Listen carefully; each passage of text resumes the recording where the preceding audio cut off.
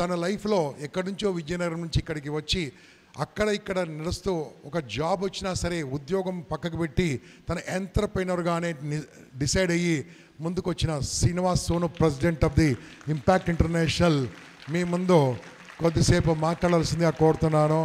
Let's invite the president of the Impact International. Good morning everyone. So it's been almost 7 years, 7 సంవత్సరాలు. నేను బాగా నమ్మిన formula చెప్తాను మొదటి నుంచి కూడా. Success always lies in uncomfortable zone, success never lies in comfortable zone. ఈ 7 ఏళ్ళ నుంచి కూడా నేను ఉండేది విజయనగరం అయినా సరే నెలకి కనీసం 5 నుంచి 6 సార్లు హైదరాబాద్ వచ్చిపోతూ ఉండేవాడిని. బిగినింగ్లో ఇలా వెళ్తున్నప్పుడు చాలామంది అంటూ ఉండేవాళ్ళు, అసలు అన్నిసార్లు ఎలా జర్నీ చేస్తున్నారు ఈ ట్రైన్లోని, బస్సెస్లోని, ఎప్పుడంటే అప్పుడు, ఎలా అంటే అప్పుడు. తర్వాత ఫ్యూచర్ అలా వెళ్ళిందా, ఏమైందంటే ఈ ట్రైనింగ్ ఇండస్ట్రీలో గ్రో అవుతున్న కొలది ఒక 10 రోజులు ఓన్లీ ట్రైనింగ్ కోసం ఇండియాలో అన్ని ప్రదేశాలకు తిరగడం మొదలుపెట్టాను. సో నెలలో 20 రోజులు ఇలా బయట తిరగడం మొదలుపెట్టా, జర్నీ చేయడం మొదలుపెట్టాను. ఈ జర్నీ చేస్తున్న ప్రాసెస్లో నాకు బాగా అర్థమైన విషయం ఏంటంటే, మన లైఫ్లో చాలా విషయాలు నేర్చుకోవడానికి మనకు ఉపయోగపడేది మన జర్నీ. అందులో లైఫ్ జర్నీలో ఈ ప్రాసెస్లో నాకు చాలామంది వ్యక్తులతో పరిచయం జరిగింది. నన్ను బాగా కదిలించిన ఒకే ఒక విషయం నేను చెప్తాను. నేను మొదలు పెట్టినప్పుడు ట్రైన్లో జరిగిన ఒక విషయం ఇది. ఆ రోజు నేను హైదరాబాద్ నుంచి వైజాగ్ వెళ్తున్నా ట్రైన్లో వెళ్తున్నప్పుడు ఒక ఫ్యామిలీ అన్నమాట మాతో పాటు జర్నీ చేస్తున్నారు. ఒక చిన్న పాప, నాకు ఆర్ఏసీ వచ్చినప్పుడు చిన్న పాప నీ సైజ్ అక్కడ కూర్చోగానే నాకు ఆర్ఏసీ వచ్చినప్పుడు ఆ పాప కూడా ఆపోజిట్లో కూర్చుంది. నేను కూర్చున్న తర్వాత ఆ పాప నాకు అడుగుతుంది, ఇది మీరు ఎందుకు కూర్చోరంటే, అమ్మ ఇది ఆర్ఏసీ ఇద్దరికి వస్తుంది, ఇద్దరు కూర్చోవాలి అని చెప్పాను నేను. తర్వాత కొంచెం దూరం వెళ్ళిన తర్వాత ఒక ఓల్డ్ లేడీ వచ్చి నాకు ఆ పాపకు అడుగుతుంది, ఎవరమ్మా ఈయన ఇక్కడ ఎందుకు కూర్చున్నారని చెప్పి ఒరిస్సా లాంగ్వేజ్లో అడుగుతుంది, వాళ్ళ లాంగ్వేజ్లో. అడిగితే వాళ్ళకి ఆర్ఏసీ అంట, కొంచెం దూరం వెళ్ళిన తర్వాత మారుతుందంట, టీసీ వచ్చిస్తారంట అని చెప్పి ఆమె చెప్పడం మొదలుపెట్టింది. సరే అయిపోయింది. ఈ ఇద్దరు వెళ్ళిపోయిన తర్వాత ఇంకొక లేడీ వచ్చింది. ఆమెకి సైన్ లాంగ్వేజ్లో, అంటే మాట్లాడలేదు, మూగ భాషలో సైన్ లాంగ్వేజ్లో కన్వే చేస్తుంది, వాళ్ళిద్దరు మాట్లాడుకుంటున్నారు. అయితే ఫస్ట్ నాతో మాట్లాడినప్పుడు అమ్మాయి నాతో మాట్లాడింది తెలుగు, రెండోసారి ఆ ఓల్డ్ లేడీ వచ్చినప్పుడు మాట్లాడింది ఒరిస్సా, మూడోసారి వచ్చినప్పుడు మాట్లాడింది సైన్ లాంగ్వేజ్లో మాట్లాడింది. ఆ పాప వయసు దాదాపుగా 8 ఏళ్ళు ఉంటాయి అంతే. నేను షాక్ అయ్యాను. అండ్ మధ్యలో మాతో హిందీ కూడా మాట్లాడుతుంది. ఇన్ని లాంగ్వేజ్లు ఇంత చిన్న పాప ఎలా మాట్లాడుతుంది, అందులో ఈ సైన్ లాంగ్వేజ్ ఎలా మాట్లాడుతుంది? ఇది ఇలా ఉంటుండే ఒక కొంచెంసేపటి తర్వాత నా బ్యాక్ సైడ్ బర్త్లో కూడా ఒక పెద్ద ఆయన కూర్చున్నాడు, మొబైల్ చూసుకుంటున్నాడు. ఆయన దగ్గరికి ఒక చిన్న పాప అన్నమాట, ఒక 2 years పాప వచ్చి ఆయనతో, ఆమె కూడా చిన్న పాప కూడా సైన్ లాంగ్వేజ్లో మాట్లాడుతుంది. మొబైల్లో పాటలు పెట్టమని, మొబైల్లో రైమ్స్ పెట్టమని, యూట్యూబ్లో పెట్టమని ఆ పాప అడుగుతుంది. ఆ పాప అడుగుతుంటే ఈయన కూడా సైన్ లాంగ్వేజ్లో ఏదో చెప్తున్నాడు, సంజయిస్తున్నాడు ఆ మూగ భాషలో. He's deaf and dumb. అయితే నేను అనుకున్నా చిన్న పాప ఏమో డెఫ్ అండ్ డమ్ అని చెప్పేసి నేను జాలి పడుతున్నా, అరే చిన్న పాపకి ఇంత వయసులో ఎలా వచ్చింది. తీరా చూస్తే ఆ చిన్న పాప మాట్లాడగలుగుతుంది. మాట్లాడినప్పుడు ఈయన డెఫ్ అండ్ డమ్. నేను షాక్ అయ్యాను, అరే 2 ఏళ్ల పాపకి ఎలా ఆ లాంగ్వేజ్ వచ్చింది అసలు. ఇదంతా ఒక ఎత్తుంటే కొంతసేపటి తర్వాత ఓల్డ్ లేడీ ద్వారా నాకు అర్థమైన విషయం ఏంటంటే, వీళ్ళంతా ఒకటే ఫ్యామిలీ. ఆ ఫ్యామిలీ రిలేషన్లో ముందు వచ్చిన ఒక అమ్మాయి, ఆమె తర్వాత ఈయన కూడా husband and wife okay relation, ఇద్దరు డెఫ్ అండ్ డమ్ కాబట్టి అర్థం చేసుకుంటారు. కాబట్టి వీళ్ళిద్దరికి పెళ్ళిళ్ళు చేసి వీళ్ళకి 2 ఆడపిల్లలు పుట్టారు. ఒక అమ్మాయికి 8 సంవత్సరాలు, ఇంకొక అమ్మాయికి 2 సంవత్సరాలు. ఫ్యామిలీ అందరూ పాపం వాళ్ళిద్దరిని విడిచిపెట్టేస్తే ఈ మొక్కరదాయ ఓల్డ్ లేడీ వీళ్ళిద్దరికీ ఆ చిన్నపిల్లలకి మధ్యలో నించొని వాళ్ళ చిన్నపిల్లల యొక్క బాగోగులు చూసుకుంటూ, పెద్ద అయిన తర్వాత వీళ్ళు ఇలా అవ్వకూడదని చెప్పి వాళ్ళ ఇద్దరికి కూడా, ఆ పాప పెద్ద అమ్మాయి కావచ్చు, చిన్న అమ్మాయి కావచ్చు, ఇద్దరు కూడా అన్ని భాషలు నేర్పించి వాళ్ళిద్దరిని ఈ స్థాయికి తీసుకొచ్చింది. అక్కడ మనం గట్టిగా చప్పట కొట్టాల్సింది ఆ ఓల్డ్ లేడీకి. ఇవన్నీ విన్న తర్వాత నేను షాక్ అయ్యాను, అరే మన దగ్గర అన్నీ ఉన్నాయి. Necessity is the mother of invention అంటారు. వాళ్ళకి ఆ నెసెసిటీ ఉంది కాబట్టి ఆమె నేర్పించింది. మనం ఏం చేస్తున్నాం అంటే చాలా కంఫర్ట్స్లో ఏంటంటే మనం ఈ నీడ్స్కి వాంట్స్కి మధ్య డిఫరెన్స్ని గుర్తించలేకపోతున్నాం. ఏది అవసరం, ఏది కోరిక, ఆ అవసరాలు గుర్తించలేక మనం ఏం చేస్తున్నాం అంటే ఈ ప్రాసెస్లో ఒక కంఫర్ట్ జోన్లోకి వెళ్ళిపోతున్నాం. టైంకి భోజనం ఉంటుంది, ఇప్పుడు సార్ చెప్పినట్టు వాటర్ ఉంటుంది, వేసుకోనికి మంచి బట్టలు ఉంటున్నాయి, అన్నీ ఉంటున్నాయి. దీనివల్ల ఏంటంటే మనకి ఎంత కంఫర్ట్కి మనం దగ్గర వెళ్తే మనం కష్టంకి అంత దూరం వెళ్ళిపోతాం. చాలామంది మనం ఏం చేస్తాం అంటే కష్టంకి దూరంగా వెళ్ళాలి, దూరంగా ఉండాలి, కష్టాలకి దూరంగా ఉండాలి అంటారు. అవునా కాదండి? కానీ నేనేమంటానంటే మనకి ఎన్ని కష్టాలు వస్తే మనం అంత షార్ప్గా అవుతామంట. ఈ ఆర్గనైజేషన్ బిగినింగ్లో వచ్చినప్పుడు మేము పడ్డ కష్టాలు అనేది కాదు. దీనికి కంపెనీస్ రిజిస్టర్ చేయడానికి, ఒక టీం ఫామ్ చేయడానికి, 300 క్లబ్బులు చేయడానికి, అసలు ఇది అవుతుందో అవ్వదో చాలామంది 60 క్లబ్లు అయిన తర్వాత ఆగిపోతుంది, చేయడం కష్టం అని బయట వాళ్ళు చాలామంది అంటే, తర్వాత కంపల్సరీ ఒకటే అన్నారు, సార్ నాకు కొంచెం ఇబ్బందిగా ఉంది, నేను ఒక పక్క బిజినెస్ని మేనేజ్ చేసుకోవడం, ఫ్యామిలీని, తర్వాత ఇది కొంచెం అంటే, లేదు ఇలాంటప్పుడే నువ్వు షార్ప్గా అవుతావు, ఇలాంటివి మేనేజ్ చేయడం తెలుసుకోవాలి. ఆ రోజు నాకు అర్థమైంది, ఆ రోజు ఎందుకు అలా అన్నారు. ఈ రోజు నాకు అర్థమవుతున్న విషయం ఏంటంటే ఇదే టైం టేబుల్కి ఇదే, ఎందుకంటే టైంని ప్రొడక్టివ్ చేసుకోవడం అలవాటు చేసుకున్నాను. నాకు టైం దొరికితే ఒకటి మన ఇంపాక్ట్ వాళ్ళతో మాట్లాడతా, లేకపోతే బిజినెస్ వాళ్ళతో మాట్లాడతా, లేకపోతే ట్రైనింగ్ జర్నీలో ఉంటా. దీనివల్ల ఏమవుతుందంటే మన టైం ప్రొడక్టివ్ అవుతుంది. లేకపోతే ఏమవుతుంది సార్, టైం దొరికితే చాలా ఇన్స్టాగ్రామ్లో రీల్స్ చేయడం మొదలు పెడుతున్నాం. అవే ఒకటి వెళ్ళామంటే అది ప్రపంచమే ఆగుతుంది, కానీ రీల్స్ మాత్రం ఆగవు.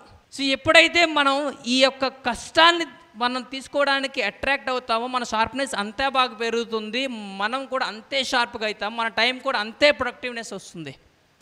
ఆ ప్రొడక్టివిటీ ఎప్పుడైతే వచ్చిందో నా అసోసియేషన్ మారిపోయింది.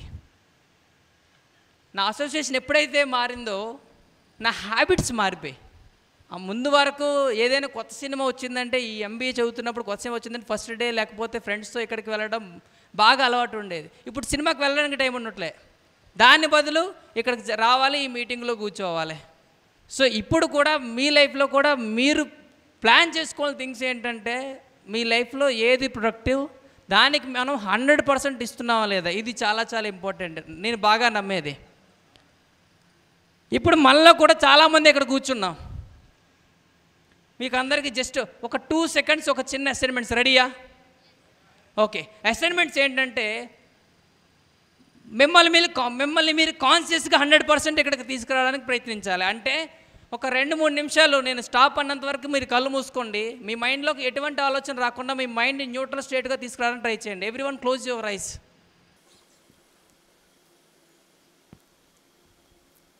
నేను స్టాప్ అన్నంత వరకు కూడా ఎటువంటి ఆలోచన కూడా మీ మైండ్కి రాకూడదు.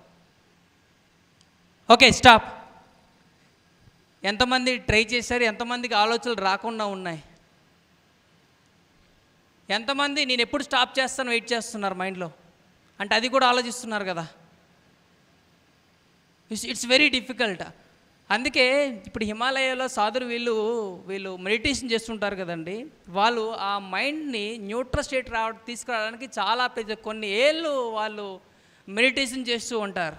కానీ ఒక్కసారి కానీ మన మైండ్ని కాన్షియస్కి తీసుకురాగలిగితే, మన ప్రెజెన్స్ని తీసుకురాగలిగితే, that is your higher state. అప్పుడు మనం చేసే పనులు పర్ఫెక్ట్గా చేయగలం. మీరు ఎప్పుడైనా ఏదైనా పని చేయడానికి వెళ్ళేటప్పుడు జస్ట్ ఒక 10 నిమిషాలు మీ మైండ్ కాన్షియస్ తీసుకురావడానికి ప్రయత్నించండి. లేకపోతే ప్రతిసారి మనం ఏం చేస్తుంది తెలుసా, దీనివల్ల కమ్యూనికేషన్ చాలా ప్రాబ్లం అవుతుంది. ఎవరైనా మాట్లాడినప్పుడు ఇంకొకసారి చెప్పండి అంట, అవునా కదా? అంటే మన మైండ్ కాన్షియస్లోకి రావట్లేదు. This you should practice. మన మైండ్ 100% మనం కాన్షియస్కి తీసుకురావాలి. చెప్పినప్పుడు మనం 100% ఆలకించాలి. ఇది నాకు బాగా నచ్చిన కాన్సెప్ట్. ఇది ఆలకించడం అంటే దేంతో అండి? దేంతో వింటాం మనం? ఇయర్స్.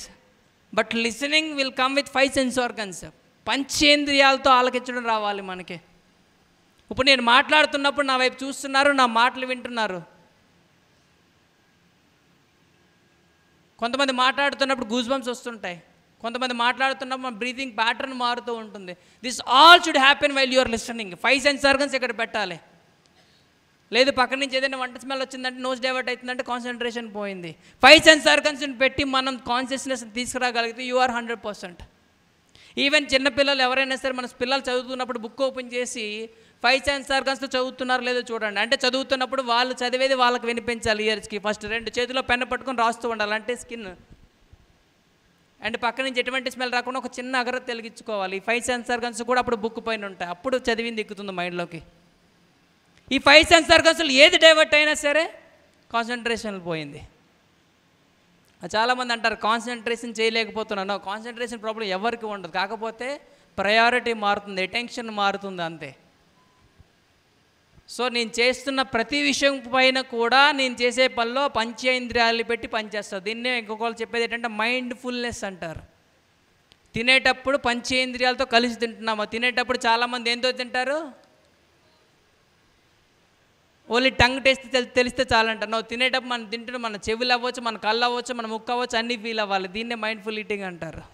సో ఇలా 100%తో మనం చేస్తున్నావా లేదా, దీన్నే ఫోకస్ అని కూడా మనం అంటాం. ఇంకా సో ఇలా ఫోకస్డ్గా కానీ మనం వర్క్ చేసినట్టయితే మాత్రం డెఫినెట్లీ మనం సక్సెస్ఫుల్ అవుతాం. సో మొదటిది కంఫర్ట్ నుంచి అన్కంఫర్టబుల్ జోన్ రావాలి. మనం చేసేది 100% కాన్షియస్గా తీసుకురావాలి.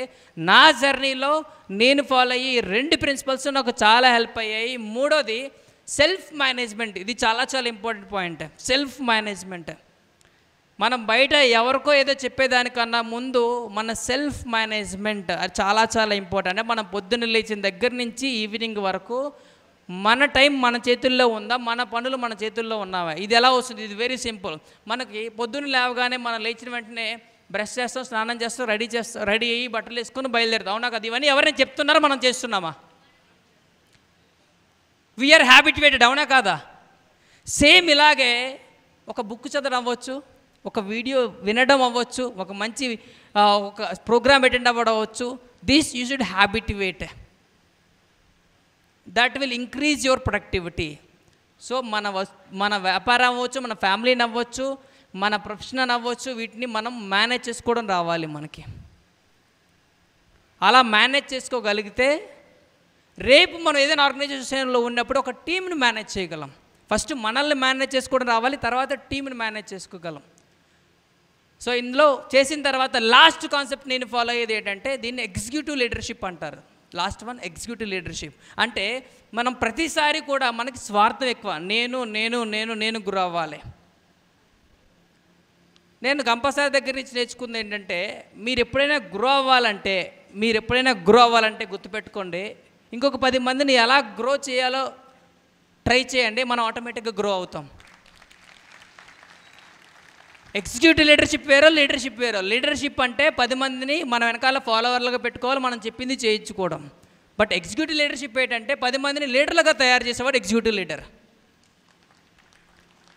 సో మీరు ఆర్డర్లు ఇచ్చి పనులు చేయించుకుంటున్నారా, లేకపోతే వాళ్ళు లీడర్ అవ్వడానికి, వాళ్ళు గ్రో అవ్వడానికి మనం సపోర్ట్ చేసి వాళ్ళ పైకి తీసుకొస్తున్నామా? రెండింటిలో చాలా తేడా ఉంది. నా ఆర్గనైజేషన్ గ్రో అవ్వడానికి నేను ఫాలో అయ్యే ది బెస్ట్ కాన్సెప్ట్ ఇది. వాళ్ళని ఎలా గ్రో చేయాలి, నా టైలర్ని ఎలా గ్రో చేయాలి, వాళ్ళు ఎలా వాళ్ళకి ఒక మంచి శాలరీస్ అవ్వచ్చు, మంచి డెవలప్మెంట్ కావచ్చు, ఏ విధంగా వాళ్ళని గైడ్ చేస్తున్నాను నేను. వాళ్ళ ఫ్యామిలీ ఎలా గ్రో అవ్వాలంటే వాళ్ళు ఏం చేయాలి, ప్రతిసారి కూడా వాళ్ళ గురించి నేను మాట్లాడుతుంటా. వాళ్ళు గ్రో అయితే ఆటోమేటిక్గా నేను, ఎందుకంటే ఈరోజు ఇక్కడ ఇంత ఫ్రీగా కూర్చొని మాట్లాడుతున్నానంటే నా టీం నా కోసం అంత నమ్మకంగా పనిచేస్తుందని నా నమ్మకం. సో ఈ 4 విషయాలు దృష్టిలో పెట్టుకున్నా, దాంతో ఈ 7 years నుంచి వీటితోనే నేను ఫాలో అయ్యి నడుస్తూ వస్తున్నా. అండ్ ఈరోజు ఈ స్టేజ్కి ఎక్కి మాట్లాడుతున్నానంటే నేను కన్సిస్టెంట్గా ఈ వర్క్ చేసుకుంటూ వస్తున్నా కాబట్టి ఈరోజు ఈ స్టేజ్కి వచ్చి మాట్లాడగలుగుతున్నాను. అండ్ లాస్ట్ విషయం, ప్రతి మనిషికి కూడా గుర్తుపెట్టుకోండి, శత్రువులు ఉంటారు. అయితే నాకు కూడా శత్రువులు ఉన్నారు, ఒప్పుకుంటా. కానీ నేను చేసే ఇంకో మంచి పని ఏంటో తెలుసా, నాకు శత్రువులు ఉన్నా సరే వాళ్ళు నన్ను ఏం చేయాలంటే వాళ్ళకి మనసు రాదు. అది ఎందుకో అలా చేసుకొచ్చాను నా శత్రువులు నేను. గుర్తుపెట్టుకోండి, శత్రువులు ప్రతి మనిషికి ఉంటారు, మనల్ని ఎక్కడో ఒక తొక్కడానికి ట్రై చేస్తారు, కానీ వాళ్ళు మనల్ని చేయడానికి వాళ్ళకి మనసు రాదు. నేను అలా మూవ్ అవుతూ ఉంటా. Understand this is very important. మీరు చేసుకోగలిగింది అది. సో అది చేయాలంటే 3 విషయాలు. మొదటిది, మీరు మాట్లాడే మాటలు మంచిగా ఉండాలి ఎప్పుడెక్కడ మాట్లాడినా సరే. 2, మీరు చేసే పనులు మంచిగా ఉండాలి. ఇంకొక 10 మందికి మీరు చేసే పని చేయాలనిపిస్తుంది. అందుకే చాలామంది, సార్ మీరు ట్రైనింగ్ బాగా ఇస్తారు సార్, నేను ఎలా నేను చేసే పని ఇంకో 10 మంది అంటున్నారంటే మై యాక్షన్స్ ఆర్ గుడ్. మూడోది నేను ఫాలో అయ్యే ప్రిన్సిపల్స్. ఇప్పుడు నేను కొన్ని ప్రిన్సిపల్స్ చెప్పాను, నేను ఇలా చేస్తా, ఇలా ఫాలో అవుతా అని చెప్పేసి. సో మనం చెప్తున్నప్పుడు సార్ ఈ ప్రిన్సిపల్స్ బాగున్నాయి, నేను ఫాలో అవ్వాలనుకుంటున్నాను. ఇవి ఎక్కడి నుంచి నేర్చుకున్నా అంటే స్వామి వివేకానంద దగ్గర నుంచి నేర్చుకున్నా. ఆయన ప్రిన్సిపల్స్ చాలా బలమైనవి, ఆయన ప్రిన్సిపల్స్ నేను కొన్ని ఫాలో అవుతా. సో ఈ మూడిట్ల వల్ల ఒకవేళ నాకు శత్రువులు ఉన్నా సరే వాళ్ళు నన్ను ఏదో ఒకటి చేయడానికి ఆలోచిస్తారు. అండర్స్టాండ్ దిస్, ఇది మోస్ట్ క్రూషియల్ థింగ్ మీ లైఫ్లో కూడా. ఈ ఒక్క విషయంగా గుర్తుపెట్టుకున్నట్టయితే definitely you will be successful in your life. And thank you so much for this wonderful opportunity.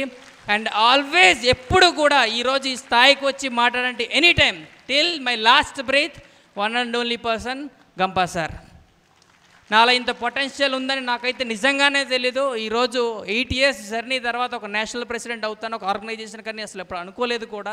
ఏదో ఒక కాలేజ్ చదివిన తర్వాత ఒక జాబ్ చేసి ఏదో అవుతా అనుకున్నా, కానీ ఈరోజు ఈ స్టేజ్కి వచ్చి ఇలా వస్తానని అయితే నేను అనుకోలేదు.